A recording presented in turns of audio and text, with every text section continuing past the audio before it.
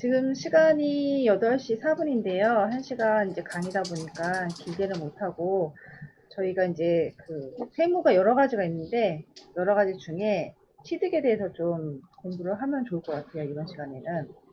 그래서 저희가 취득할 때는 제일 중요한 게 취득 세율은 기본적으로 알아야 되지만, 요즘에 중과세가 이슈가 되고 있죠. 중과세에 대해서 좀 보고, 중과세를 계산하면 주택수도 판단해야 되니까 주택수도 좀 알아보고요. 그리고 무상취득세, 취득시에도 중과 규정이 생겼고, 또 법인인 경우도 중과세 적용이 또 있어요. 이제 이런 부분. 부가가치세 같은 게 포괄 양수도에 대해서 이제 공인중개사님들이 많이 놓치는 부분이 있어서 그런 것까지 좀 이제 오늘 첫 시간에 알아보면 좋을 것 같아요. 취득세율은 다 아시죠? 네, 지금 저희가 취득세율이 제일 문제가 되는 게 6억에서 9억인데, 예전에는 2%였는데 지금 그게 이제 유리해질 수도 있고 불리해질 수도 있는데 1%에서 3.4899로 해갖고 나눠져 있어요. 이건 계산 한식은 중개사님이 어느 정도 다 숙지를 하셔야 되니까 외울 수는 없는 거잖아요. 그래서 잘 외우지 못해도 비치해놨다가 대충 해서 계산할 수 있는 정도의 시스템은 갖추고 있는 게 좋을 것 같아요. 지금 저희가 주택을 기준으로 이제 그 취득세율을 검토해 볼 건데요. 주택 아닌 건 4.6%니까 그거는 검토할 필요가 없고요. 저희가 주택 같은 경우에는 1주택은 1에서 3%지만 그 이상이 되는 경우 조정 대상 지역에 있으면 8%, 12% 이렇게 또 중과세율을 적용하게 돼요. 그래서 조정 지역에 있느냐, 비조정 지역에 있느냐에 따라 조금씩 달라지는데 이런 부분에 대해서 어떻게 세율을 적용하는지를 판단할 때 여기 지금 첫 번째 1주택자가 두 번째 주택을 취득하는 경우라고 표현이 되어 있어요. 그러니까 첫 번째 지금 두 번째 주택을 취득하는데 첫 번째 주택이 조정 대상 지역이면 두 번째 그 조정 대상 지역이냐 비조정 대상 지역이냐 이게 중요하지 않고요. 두 번째 취득하는 주택이 조정 대상이면 8%, 근데 비조정 대상이면 1에서 3%가 적용됩니다. 두 번째도 마찬가지로 두 개 가진 분이 새로운 주택을 취득할 때, 세 번째 주택을 취득하는 거죠. 세 번째 주택을 취득할 때 조정 대상 지역에 있는 주택을 취득하면 12%고 비조정 대상 지역이면 8%가 되는 거예요. 그래서 지금 여기 위에 보시면 1주택자가 비조정 대상 지역에서 2주택 취득할 때까지는 1에서 3%이기 때문에 이게 약간 헷갈릴 수 있거든요. 그래서 이걸 기준으로 판단하시면 돼요. 내가 몇 개의 주택을 가졌는지, 내가 가진 게 조정이냐 비조정이냐 판단하지 마시고 새로운 주택을 두 번째 주택을 사는데 조정이냐 비조정 지역이냐를 판단해서 8%인가 12%인가 아니면 1에서 3%인지 판단하시면 될 것 같습니다. 저희가 주택수에 다 들어가죠. 조합원 입주권도 들어가고 주택 분양권도 들어가고 오피스텔도 들어가고 여러 가지 이제 8월 12일 날 이전에 취득했냐 이후에 취득했냐에 따라 주택수에 들어가기 때문에 요게 이제 많이 헷갈리실 텐데 또 취득하고 양도하고 다른 부분이 있어요. 이쪽에서 보시면 제일 헷갈리시는 게 이건 것 같아요. 제일 헷갈리시는 게 장기 임대주택하거나 아니면 그 감면 대상 특례주택이 있어요. 이거는 저희가 양도할 때 공부를 많이 하셨을 거예요. 그래서 임대사업자 등록을 한 장기 임대주택인 경우에는 양도할 때는 주택수를 보지 않아서 거주주택을 비과세한다든가 이렇게 판단하는 경우가 있는데 취득세는 이게 빠지지가 않아요. 그래서 이걸 제일 착각으로 하시는 것 같아요. 그리고 기준시가 1억은 취득세 중과 규정을 적용할 때 주택수에 들어가는지 안 들어가는지 판단할 때 1억 이하인 경우는 안 들어가거든요. 근데 이게 또 반대로 양도할 때는 의미가 없어요. 양도할 때는 무조건 주택수에 들어간다라고 생각하시면 돼요. 그래서 지금 생각하시는 거는 제일 어려운 게 각종 특례주택, 장기임대주택이나 그리고 기준시가가 서로 양도할 때 주택수가 하고 그다음에 취득할 때 주택수하고 좀 다르다는 거, 어, 요것 좀 이제 주의하시면 되는데, 그리고 또 하나 주의할 게 저희가 다 입주권, 분양권, 이제 주택수에 들어갑니다라고 발표를 하면서 그 이후에 취득한 부분에 대해서는 이제 주택수에 들어가는 걸로 판단되는데요. 이제 제일 헷갈리는 게 오피스텔이에요. 이게 실무적으로 오피스텔. 근데 오피스텔 같은 경우에는 저희가 건축법상 그냥 상가 건물로 되어 있기 때문에 건축법상 주택이 아니기 때문에 취득할 때 원래 4.6%예요. 근데 지금도 4.6%고, 근데 이게 임대사업자 등록을 하는 경우가 있고 안 하는 경우에 따라 이제 저희가 주택수에 들어가냐 안 들어가냐 판단이 되거든요. 저희가 임대사업자 등록을, 오피스텔은 원래는 사무실을 사용하기도 하고 집으로 사용할 수도 있는데 이건 선택사항이기 때문에 취득할 당시에는 오피스텔을 사용할지 아니면 집으로 사용할지 이거 판단하지 못하기 때문에 4.6%를 취득세를 내게 돼요. 근데 저희가 양도할 때는 주택으로 사용했으면 주택으로 해서 중과세가 적용되는 거고요. 상가로 사용했으면 상가로 인해서 일반 누진세율이 적용돼요. 근데 중요한 거는 이제 오피스텔을 임대사업자 등록을 하는 경우가 있어요. 저희가 2017년, 18년도 이때 오피스텔 엄청나게 많이 분양하면서 오피스텔 분양하면 취득세를 감면해 줬어요. 근데 그런 감면 제도를 활용해서 분양을 많이 했었는데 그때 당시에는 이게 되게 엄청난 효과가 있었던 게 일반 주택이 1.1%였던 거죠. 1.1% 취득세율인데 거기에 비해서 저희가 상가를 살 때, 그러니까 오피스텔을 상가할 때는 4.6%인 거예요. 그러니까 취득세율이 높다 보니까 이거를 최초 분양받는 경우 감면해주는 규정이 생겼어요. 그래서 저희가 분양할 때 감면을 대부분 시켰죠. 그래서 감면을 대부분 받기 위해서 임대사업자 등록을 다 유도를 했고 권장을 했습니다. 그래서 그 권장한 주택 같은 경우에는 오피스텔이 등록된 오피스텔이 주택임대사업자 등록한 오피스텔이기 때문에 오피스텔이 이제 다른 주택을 취득할 때 내가 오피스텔이 있었는데 오피스텔 자체를 임대사업자 등록을 했으면 이제 주택수에 들어가게 됩니다. 근데 저희 요즘에는 좀 약간 반대 현상이에요. 예전에는 주택이 1%의 취득세율이었는데 오피스텔이 4.6%다 보니까 임대사업자 등록을 시켰고 등록하면서 취득세 감면받았고 그 등록하면 보유하면서 재산세도 감면받았고요. 재산세 말고 또 장기 보유 특별공제 그 종합부동산세도 배제됐고 또 양도할 때도 장기 임대주택으로 해당되면은 기본세율 적용받고 또뭐 조특법상 요건에 충족되면 또 감면도 받았고 100% 감면짜리도 있었고 장기보유 특별공제 50%짜리 70%짜리 이런 적용 혜택이 너무 많았던 거예요. 그래서 그전에는 일단은 오피스텔을 감면받기 위해서 취득세 감면을 위해서도 다 유도를 했었는데 지금은 현재 이제 그 오피스텔 임대사업자 등록한 오피스텔이 문제가 되고 있는 게 이게 실무적으로 좀 아이러니한 거예요. 저희가 종합부동산세 같은 경우에는 재산세 기준을 판단으로 과세를 하고 있어요. 그러니까 재산세는 지자체 세금이고요. 그리고 종합부동산세는 국세입니다. 국세인데 국세는 국세가 따로 원래 관리가 되는데 이 종합부동산세는 보유세다 보니까 재산세를 부과하는 기준으로 판단해서 또 종합부동산세를 부과하고 있어요. 그래서 예전에는 주택은 취득세율이 낮고 그다음에 재산세를 부과하는 지방자치단체에서는 예전에 재산세를 임대사업자 등록하면 주택으로 받기 때문에 일반 오피스텔로 되어 있는 재산세보다 등록한 주택으로 사용하고 있는 재산세가 세율이 낮았어요.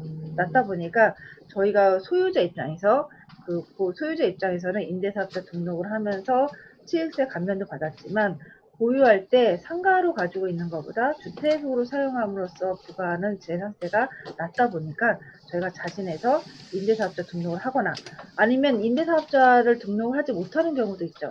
과거에 이제 최초 분양받은 그런 오피스텔이 아닌 경우에도 취득세는 감면을 못 받지만 4.6%에 대해서 감면을 못 받지만 재산세 같은 경우에는 제가 이거를 주택으로 사용하고 있습니다 라고 소유자가 자진해서 신고하는 경우가 있어요. 그러면 지방자치단체에서 실사를 나와서 정말 집으로 사용하고 있네 확인을 한 다음에 그 상가에 대한 재산세를 포기하고 주택에 대한 재산세를 부과하고 있었습니다. 이게 현재 임대사업자 등록에 대한 혜택이 축소되기 이전에 좋은 혜택을 갖고 있었던 거죠. 그러니까 보유자 입장에서는 임대사업자 등록을 해서 취득세 감면을 받으면 좋지만 그렇지 않은 상황에도 보유하면서 임대사업자 등록을 해서 내가 재산세를 주택으로 부과받는 경우도 있지만 임대사업자 등록을 안 하고도 스스로 자진 신고해서 내가 주택을 사용하고 있습니다라고 해서 재산세에 대한 감면, 그러니까 주택에 대한 세율이 훨씬 낮기 때문에 재산세를 조금 내려고 자진 신고하는 경우가 생긴 거죠. 그래서 그 전에는 이제 임대사업자 등록한 주택에 대한 감면을 혜택을 축소하기 전까지는 엄청나게 유리한 조건이었습니다. 근데 이게 이제 바뀌기 시작한 게 축소가 된 거 혜택을 완전 버렸죠. 2018년 9월 시설 이후에 취득하는 주택에 대해서는 종부세 합산 배제도 안 되고 단기로 등록한 것도 종부세 합산 배제가 안 되는 상황인데 지금은 과거에 이미 임대사업자 등록을 해서 단기로 등록해서 자진 말소가 되는 경우 자동 말소가 되거나 자진 말소가 되면 앞으로는 종합부동산세 감면이 그 종합부동산세 배제가 안 되기 때문에 지금 현재 거주하는 주택이랑 주택수 판단할 때도 중과 규정이 적용되는 중과 세율이 적용되는 세부담이 커지게 되어 있습니다. 지금은 오히려 오피스텔 분양을 혹시 이제 하는 물건이라든가 이런 게 중개사님들이 하시게 될 때 오피스텔을 그 취득세 감면을 아직 살아있기 때문에 사실 감면을 받을 수 있는데 취득세를 감면받기 위해서 임대사업자 등록을 하냐 그 임대사업자 등록을 해서 취득세는 감면받지만 그걸 보유함으로써 종합부동산세 감면을 그 종합부동산세 감면 그 배제를 받지 못하는 경우라면 오히려 종합부동산세 세부담이 훨씬 더 커질 수 있기 때문에 약간 비교해서 세액 비교를 좀 해서 부담에 대한 그러니까 보유세와 취득세 부담을 서로 비교를 해야지 정확한 내 세금이 절세되는 거를 확인한 다음에 이제 임대사업자 등록할지 말지 결정을 하셔야 됩니다. 그래서 오피스텔 임대사업자 등록한 주택은 예전에 등록하신 경우에는 이미 혜택을 받았지만 혜택이 끝나고 이후에는 종부세 배제를 못 받기 때문에 세부담이 커질 수 있다는 것 때문에 지금은 임대사업자 등록에 대해서 권장을 하시면 이제 함부로 이제 하셨을 때는 위험하다는 걸 이제 좀 안내를 해드리고 싶었습니다. 조심하셔야 되고요. 중과 적용 제외주택 중에 이제 다 알고 계시는 게 1억 원 이하. 1억 원 이하에 대해서 이제 취득세에 대한 중과 규정이 적용 안 되다 보니까 법인이든 개인이든 지금 현재 그 오래된 빌라를 막 1억 이하짜리 찾아서 헤맸죠. 그래서 1억 이하짜리가 나오는 오래된 빌라 같은 경우에는 엄청나게 빨리빨리 매물이 빠지고 그런 경우가 발생되는 경우가 있어요. 이제 법인도 그 취득세 중과가 안 되고 또 보유세는 물론 내지만 그래도 기준시가가 낮다 보니까 보유할 생각으로 법인으로 투자하시고도 많이 샀었는데요.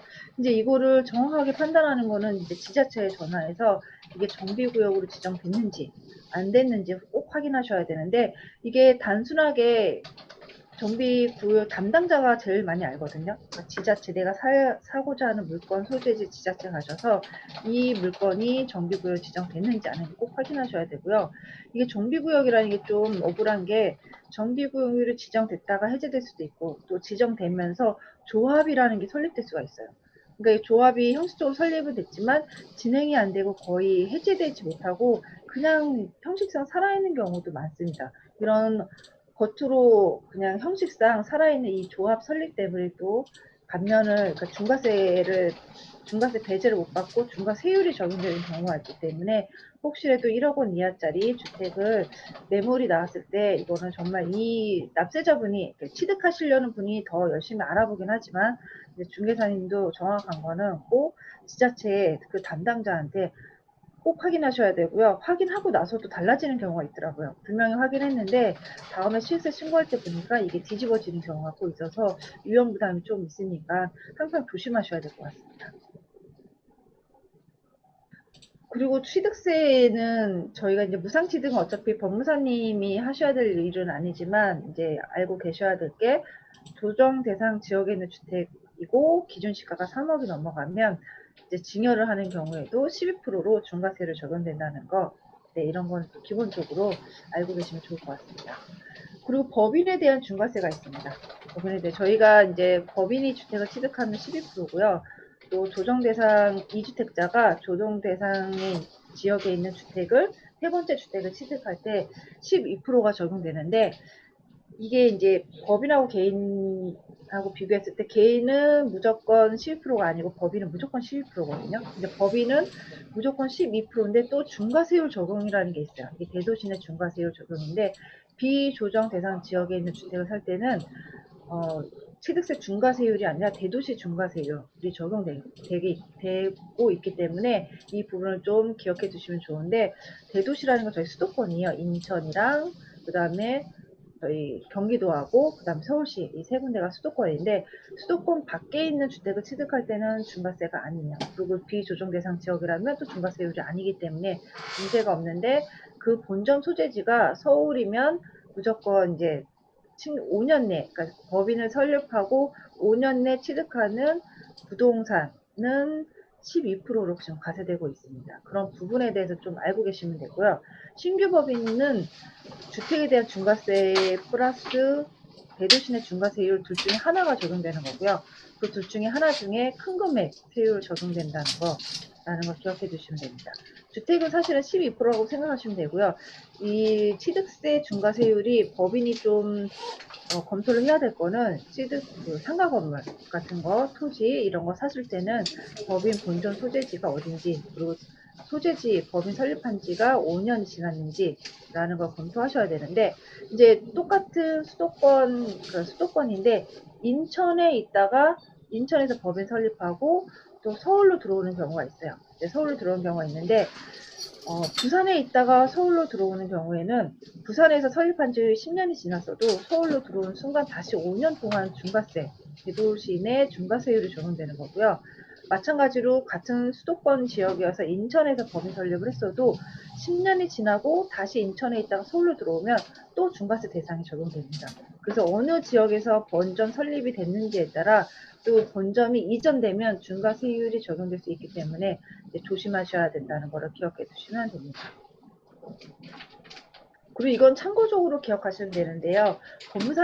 중개사님이 하실 일은 아닌데, 경매로 취득하는 경우에 저희가 취득세를 내는데, 대부분은 이제 경매 취득하면 일괄적으로 대출을 통하다 보니까 대출 맡기는 그 금융기관을 통해서 이제 법무사님한테 중개를 맡기는데, 저희가 좀 조심하셔야 될 게, 주위 경기도권에 저희 공장 같은 게 많잖아요. 공장에 대한 그 취득세 같은 경우에는 공장 안에 기계도 많고 그 토지 건물 이외에 다른 나머지 취득세 과세 대상이 아닌 게 껴있는 경우가 되게 많아요. 그러니까 경매 낙찰할 때 한꺼번에 이제 일괄로 낙찰받기 때문에 저희가 조심해야 될 거는, 그 공장 같은 경우는 그 안에 비싼 기계들이 있고, 감정평가서를 보면은 그 구분되어 있잖아요. 물건별로 구분되어 있는데, 그 중에 기계 장치 같은 게 껴있는 경우에는 취득세 과세 대상이 아닌데도 불구하고 전체 낙찰가를 기준으로 등기가 되고 있기 때문에 취득세를 안 내도 되는 물건에서 지금 취득세가 내는 경우가 또 발생되는 경우가 있습니다. 그래서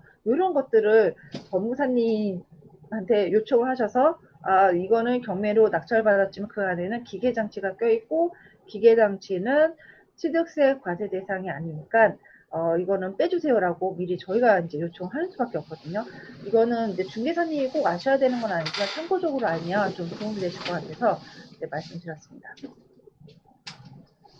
이제 부가가치세에 대해서 저희가 좀 공부할 건데, 저희가 상가 건물을 살 때는 취득할 때 부가세를 부담하죠. 저희가 특히 오피스텔 분양권 이제 취득하면 거기에는 오피스텔은 건축법상 주택이 아니기 때문에 부가가치세를 항상 딸려 있습니다. 그래서 그 부가가치세를 주고 사오는 건데, 그래서 저희가 분양권은 오피스텔을 분양받으면 처음에 이제 두 가지 형태로 저희가 움직이는데, 부가세 환급을 하냐 마냐에 따라 오피스텔을 분양받으면 사업자 등록을 하기도 하고 안 하기도 해요. 근데 저희가 분양을 받는 사람 입장에서는 분양 기간, 그러니까 분양하는 그 중도금 내고 잔금 청산 기간까지 2년이라는 시간이 걸린다고 하면, 저희가 처음에 계약을 하고 중도금 낼 때마다 부가세를 환급받고, 나중에 저희가 실제로 이제 오피스텔이 준공되고 완공돼서 대금이 지급된 다음에, 그리고 나중에 이제 임대를 어떻게 하느냐에 따라 좀 달라지거든요. 그래서 매건 계약금과 중도금 지급 시 환급을 받은 다음에 나중에 이제 임대차 계약을 체결했는데, 사업을 하는 사람한테 제 임대차 계약을 체결했다. 그럼 저희가 임대료에 대한 부가세를 납부하기 때문에 그냥 부가세에 대한 세금계에서 발행하고 납부만 하면 되고요. 혹시 그 오피스텔을 주택 사용하는 분한테 임대차 계약을 했다라고 하면 그동안 계약금과 중도금 당시에 부가가치세가 있었고 그 부가가치세 환급받으신 부분이 있으면 그 환급받은 부분을 일시에 이제 납부를 해야 되는 제도가 있어요. 그러면 이게 일반적으로는 나는 주택으로 주거용으로 임대를 할 거야. 그래서 처음부터 사업자 등록도 안 하고 그리고 환급도 안 받고 그리고서는 주거용으로 임대하는 경우가 있는데 근데 저는 좀 귀찮더라도 추천을 드리는 게 저희가 이게 주거용으로 임대할지 사무실로 임대할지는 아무도 모르기 때문에 일단은 2년이라는 기간 동안 부가가치세를 환급받으시면 일시에 자금을 이용할 수 있는 기간이 있기 때문에 기간이익을 사용하라고 일단 환급을 받고 환급 받으신 다음에 실제 임대차가 바로 되면 다행인데 또 늦게 될 수도 있거든요. 그럼 언제 임대차가 되냐에 따라 저희가 주택으로 임대를 시작하면서 이제 토해내는 시점이 또 틀리고요. 시점마다 이제 부가세 환급을 토해내는 금액이 틀려요. 그래서 어떻게 될지 모르기 때문에 일단은 사업자 등록증을 내고 그리고 환급을 받으시고 나중에 주택 임대 사업이 개시되면 그때 한꺼번에 돌려받은 부가세 환급금을 일시에 납부하는 방법으로 하는 것도 괜찮다 해서 자금을 이제 다른 자금을 좀 이용을 할 수 있게 그런 방법을 활용할 수 있다라는 거를 또 안내를 해드리고 싶고요.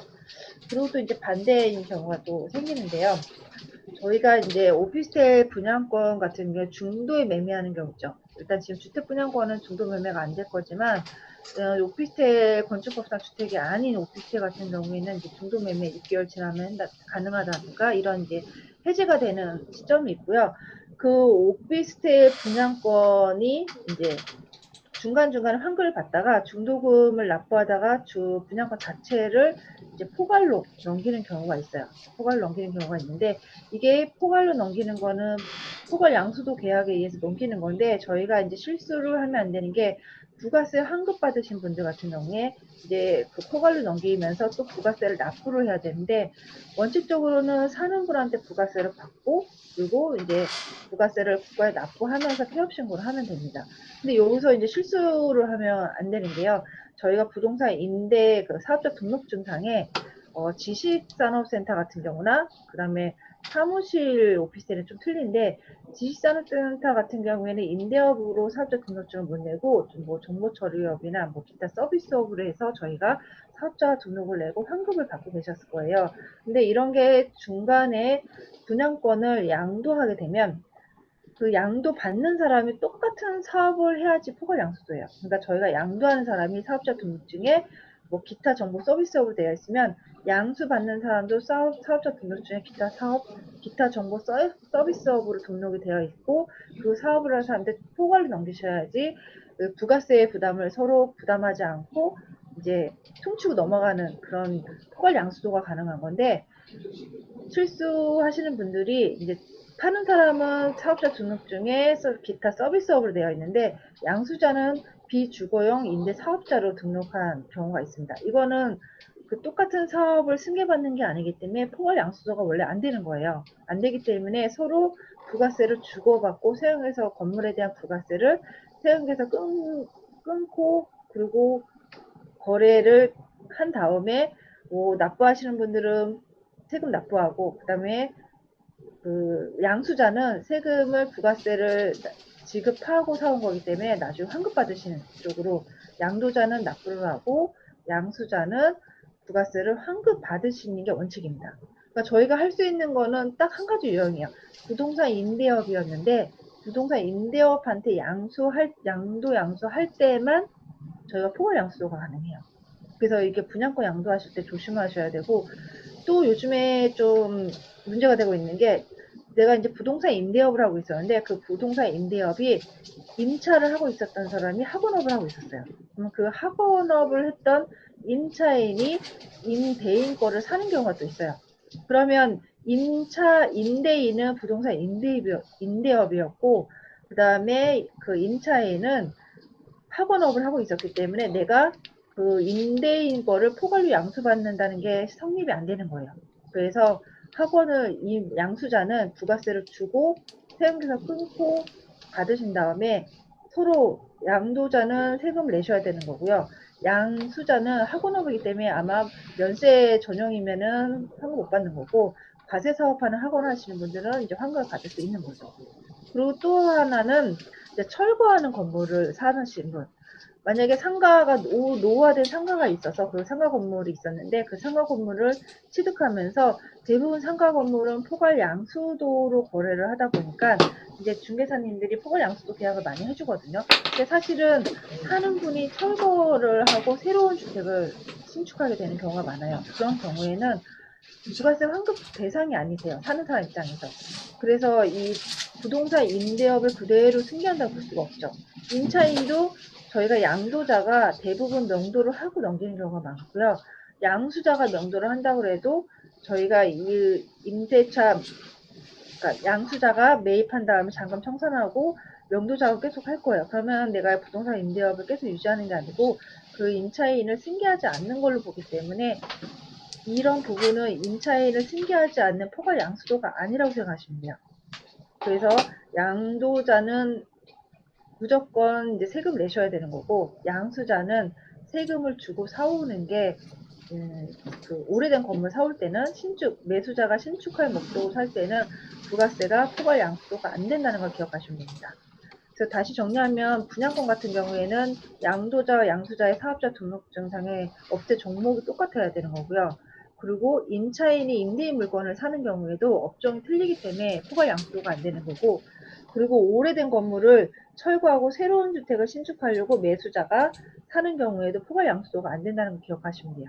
포괄 양수도가 안 되기 때문에 건물에 대한 부가가치세에 대해서 세금 계산 끊고 서로 주고받고 한쪽은 납부하고 한쪽은 환급받는 쪽으로 진행을 하셔야 됩니다.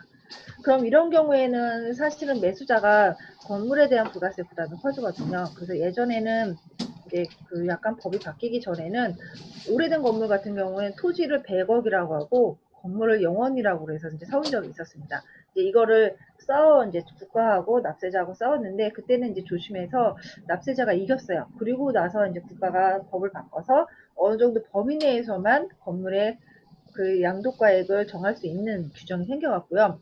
지금 여기 표에 보시면 실질적으로 저희가 양도 그 매매 계약서 쓰실 때 토지 건물을 일괄로 쓰세요. 100억.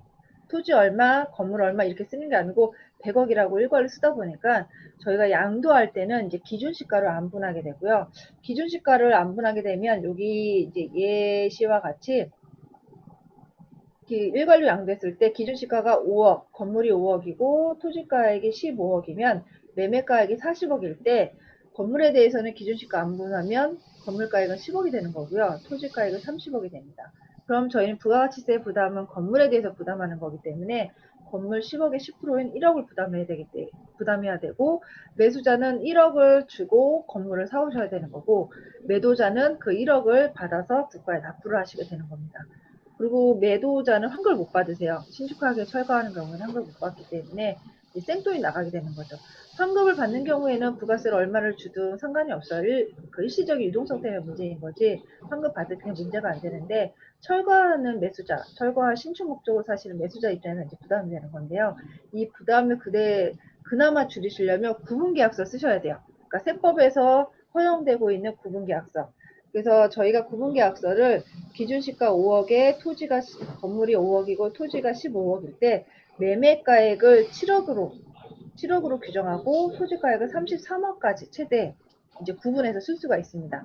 저희가 부가세 부담을 줄이려면 최대한 토지가액을 높여야 되고 이제 건물가액을 낮춰야 되는데 최대한 낮출 수 있는 게 여기서 보면 10억이 아니라 7억까지 낮출 수 있어요. 그럼 7억까지 낮추면 부가가치세가 7억의 10%인 7천만 원을 부담하기 때문에 단순하게 일괄로 100억이라고 단순하게 일괄로 40억이라고 쓰는 것보다 그래도 구분해서 7억과 33억이라는 금액을 쓰면 부가가치세를 이제 3천만 원 아낄 수 있는 겁니다. 그래서 이런 절세가 있다라는 거를 이제 기억해 두시고 이거는 직접 하시기는 얼마나 힘드실 거라서 나중에 이제 이런 매수자한테 도움이 매수자